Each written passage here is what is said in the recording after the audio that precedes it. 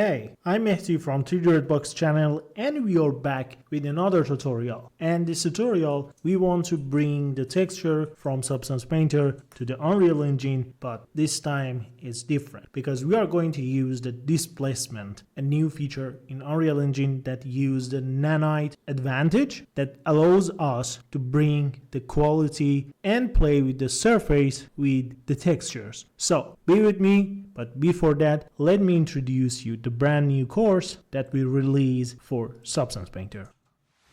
Learning Substance Painter is easier than ever. Hey all substance lovers, texture seekers, and awesome future artists. Welcome to Ultimate Course for Learning Substance Painter from zero to hero. Ready to learn how to texture with different projects? Substance Master released a brand new course for those who want to learn to texture with Substance Painter.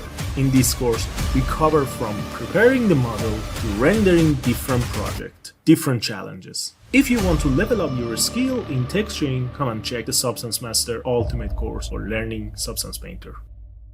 Okay, welcome back to the video. So in here, I just create a tileable texture inside the Substance Painter with correct displacement texture, and I want to export it for Unreal Engine 5. And you can use the same technique and the concept that I'm going to explain to you for all software that you are going to create the texture in that. For example, if you use Substance Designer, you can do the same at the end of the day and export the texture in this concept. So why I choose Substance Painter here? Because I just want to push the limit of the software and do an uncommon thing inside the painter. But if you're interested in this kind of texture creation, you should go for the Substance Designer. Okay, for the first step, we need to create a template for ourselves to export the texture in the correct way. So let's go to the file, export texture, output template, and just press plus sign here. And we have a new export preset, rename it to UE5 displace, and we go back to the setting and select this in the output template list. Now, whenever we press export, we just export the texture from the painter in the way that we want. Okay, so let's go back to the output template, and in here I want to create an output for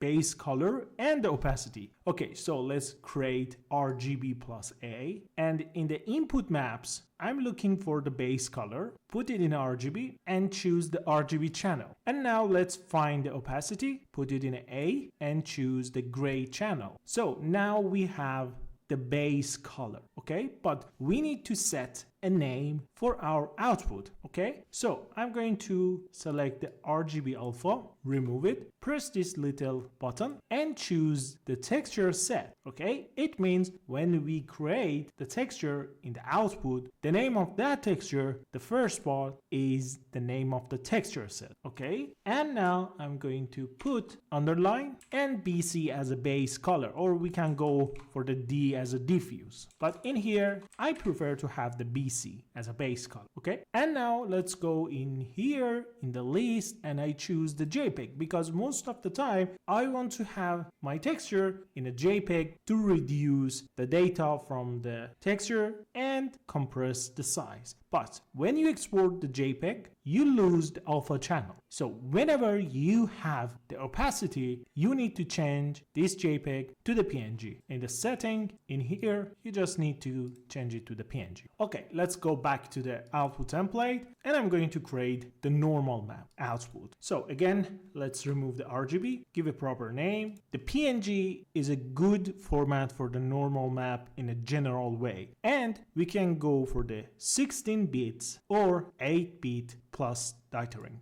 So I'm going to choose the 8-bit because I'm okay with the 8-bit normal map. Now it's time to put the normal output to this slot. Okay, so we have 3 different normal map output here in the input maps and in the converted maps and in the mesh map. So in the mesh maps, you have the access to the normal that you bake inside the painter. In the input maps, you have access the final normal map that you have after the layers manipulation. Okay, so the normal in the mesh maps plus every data that you put on your material in the layers. It goes under this normal. And what about this too? So if you want to make sure no matter what, if I choose the OpenGL or DirectX in the project setting, I just want to make sure my output or exported normal is on the DirectX or OpenGL. You can use these converted maps. Or if you want to have two different format of your normal map, you can go and choose one of these, okay? But in here, I'm okay with this input maps normal, so I put it here, that's it. And now it's time to create our pack texture. So let's go for the R plus G plus B, select this, choose the texture set and put the underline. And I'm going to follow the typical pack texture system for the Unreal Engine. Ambient occlusion in the red channel, roughness in a G channel, and metallic in a B channel. So the name is going to be ORM, okay? So let's put the ambient occlusion inside the R channel. But which ambient occlusion we should put here? The mix AO or the ambient occlusion in the input maps or the ambient occlusion in the mesh maps? Again, in the mesh maps, it means you bake something from the high poly mesh to the low poly. In the input maps, it means you have the AO data in the layer and you want to have that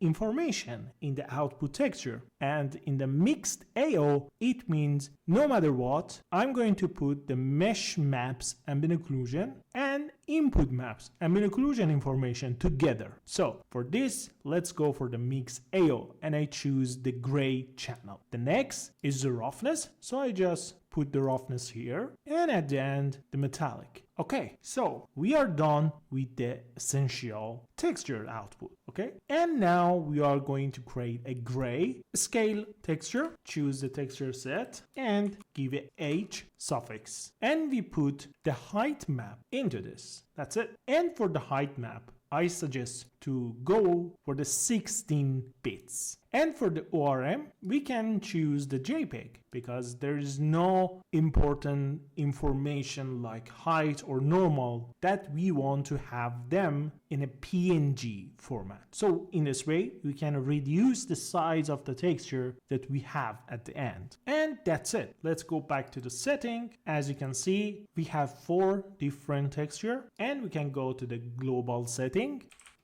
Give a path, put the file type to based on output template. It means we want to have the same setting in the output template that we create in here and choose the proper size. And in here, I go for the 4K. So let's export. And as you can see, we have 4 different texture in a JPEG, PNG format in a way that we want. And in the name, we have the texture set name and the suffix that we want. And we are good to go to the Unreal Engine. Okay, now we are in Unreal Engine, and for the first step, let's go and create a file new level. And I'm going to choose the empty level. And let's go back to the content browser, choose the content folder, and create a new folder, and I'm call it Material Showcase. So in here, we need a folder for the texture, we need a folder for the material, and we need a folder for the meshes. Let's go back level and just save. So I'm going to save the level under the Material Showcase and give a proper name, and that's it. So let's go back to the content browser, choose the texture folder, and just import everything that we export from the Substance Painter. That's it. And we need to uncheck sRGB on the ORM texture. So let's double click on that and uncheck the sRGB and save. Okay, just press save all to save everything that we import. Let's go back to the meshes and I'm going to import the sample sphere, which is a very basic sphere for showcase the texture on that, and just press import. Okay, now as you can see, it's a simple sphere, nothing more. And you can find this sphere in the project file, and let's go back and go to the material. So let's create a material and I'm going to call it m_master and just open that. And remember that I'm using the Unreal Engine 5.5.4. So in default, we have displacement on the setting. So let's go back to the material, just select the material and search about the tessellation. And we just enable the tessellation. And as you can see, the displacement is here. Okay, now I'm going to create a basic setup for my shader. So I'm going to press T and bring a texture sample and just duplicate it. So we have 4 different textures here and I'm going to convert all of them to the parameter. So let's rename all the inputs and give a group and sort them in priority. Okay, so I'm going to do that and skip this step. Okay, now as you can see, we have the inputs group in the parameters and we have the base color at the first, normal at the second, in the third we have ORM, and in the fourth we have height. And we can change this order very easy with this sort priority. Okay, now it's time to give a proper input for each texture sample. And because this is a master material, we are not allowed to use the local and custom inputs. So we need to choose from the engine content, and after that in the material instance we are going to use the actual texture export that we have. So let's go for the first one and I'm going to use the diffuse from the engine. And if you couldn't see this kind of input, you need to go to this setting and choose the show engine content. For the normal, let's search about the normal, use the default normal. And for the ORM, because we are going to use a linear color input, I'm going to choose 127 gray texture. And again, for the height, we are going to use the same 127 gray. That's great. And let's give some control for the UV manipulation. So for the first, let's add the coordinate and we are going to use the 0 index here, put a multiply for controlled scale and use an add node for creating offset effect. And we can add a custom rotator for rotating the texture. Okay, so let's put the texture coordinate in an A and connect them like this. Okay, and I'm going to add a for constant node converted to the parameter and call it UV control. And under the default value, let's put RNG to the 1, give a proper group.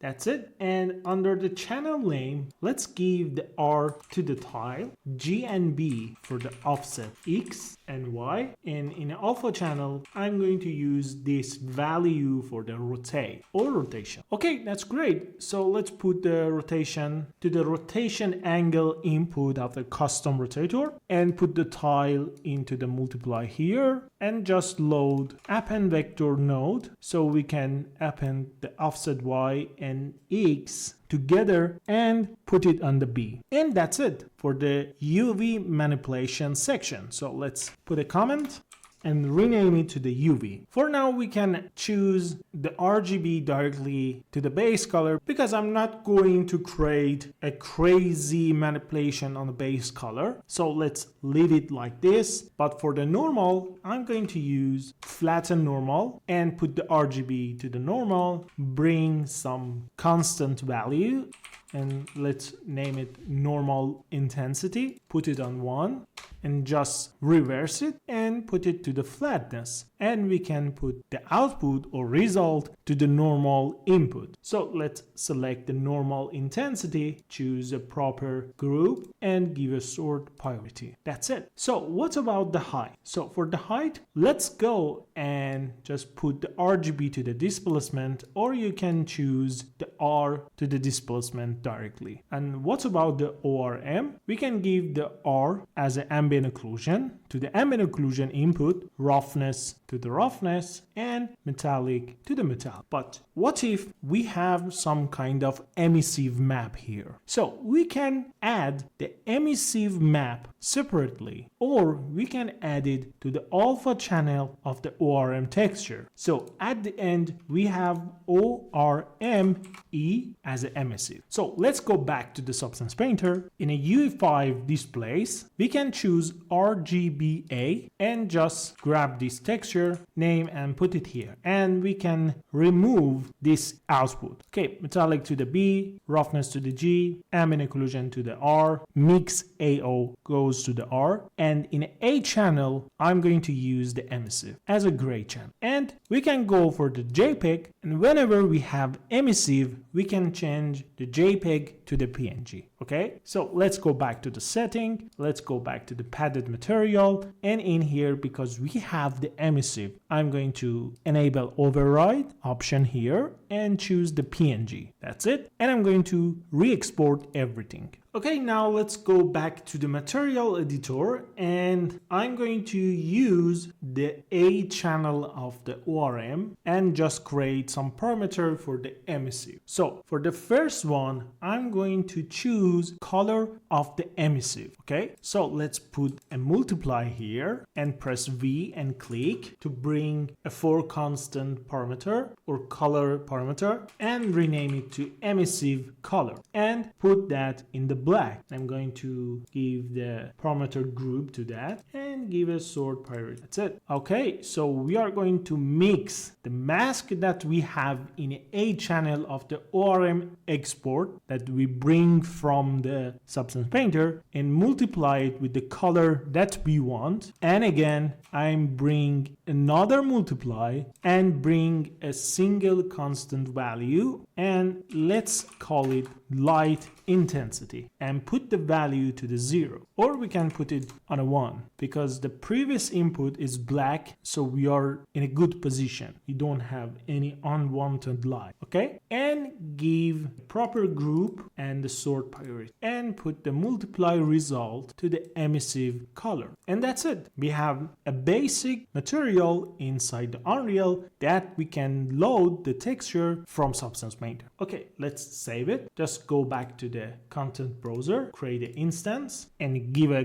good name. Okay, now let's go back to the showcase level, and I want to bring the sample sphere here, put the location to the 0, 0, and let's put the material to the model, and let's load the texture into the inputs. Okay, so let's enable all of them, select the color to the base, height to the height, normal to the normal, and the ORME in the ORME. But this texture is not ORME, it's ORM, so let's delete that, and I'm going to import to our content browser, and we have it right. Okay, that's great. And let's go to the parameter, check the UV control, bring up the tile to something like 3 or 4, and play with offset value, and we can even play with the rotation, but right now I'm okay with the 0, so I think this is good. Okay, maybe go for the 3, and this is good. Okay, and we can just increase the normal intensity, but we couldn't see that because we don't have any kind of light in the scene. So let's go bring rectangular light and bring it here to the top, and that's it. Okay, so we have the normal intensity, and we can increase the normal intensity for having better result. And let's go for the emissive color, and we can choose any color that we want. But remember that in the Substance Painter, you need to define the emissive map as a black and white mask. Otherwise, if you have color in the emissive in Substance Painter or any texture creation workflow that you work on that, and you need the color inside the emissive map, you need to bring it as a separate RGB texture. So let's go back to the Unreal, okay, and we can control the light intensity. Very easy. Okay, but the displacement here is not good, so how we can improve this situation? For this purpose, we need to scroll down and go to the material property overrides and just enable displacement scaling and bring up the value of the magnitude to something like 6 or 5. And in here, we have another good parameter that we can choose and use for avoiding any kind of performance issue when we use tessellation inside the Unreal. And it's enable displacement fade, and we just select that and enable it. And in this here, we can choose the range that we want to have displacement of when the subject is far away from the camera and is not participate in the bigger pixels in the screen. Okay, so that's it, and we are ready to go. I'm going to pause the video, create a studio scene, and after that we check the quality of the final material inside the Unreal. And that's it. I just add some top light right and left and add some rim light to bring this sphere to life. I hope you like this video, and if you like it, please hit the like button. Don't forget to subscribe and share your mind in the comment section. Be safe, be creative. Bye.